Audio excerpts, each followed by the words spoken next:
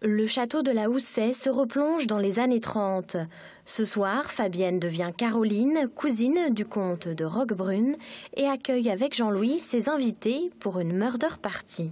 On est là pour rire, donc même si on n'a pas le rôle, notre rôle idéalement fait comme au théâtre, c'est pas ça le but. Le but, c'est de s'amuser, quoi. Musique et costumes d'époque, dès les premières minutes, chacun campe son personnage. Quand soudain, le comte est retrouvé mort dans sa chambre. Caroline appelle l'inspectrice. L'enquête est lancée. À tout de suite.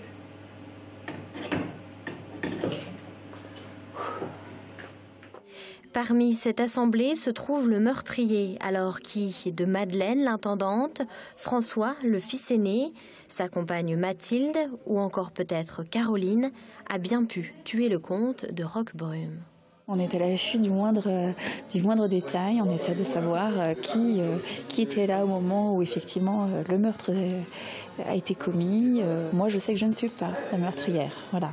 C'est quelque chose que moi je sais. Maintenant je ne sais pas pour tous les autres participants, je ne sais pas lequel est le meurtrier. Pendant près de 4 heures, ils vont se questionner et s'accuser les uns les autres, sans jamais, ou presque, sortir de leur personnage, le tout orchestré par l'auteur. Et je trouve ça formidable de voir leur réaction, leur attitude, le lien qui se tisse sur une histoire abracadabrante. Et leur réaction, oui, mes pattes à chaque fois m'étonnent parce qu'ils ont beaucoup plus d'imagination que moi finalement. Quelle est la personne que vous avez envie d'accuser autour de cette table? Cette énigme ne fera pas exception puisque personne n'a trouvé le criminel de mystère au château de la Houssaye, comme à chaque fois jusqu'à aujourd'hui lors des murder parties d'Hermine Kemp.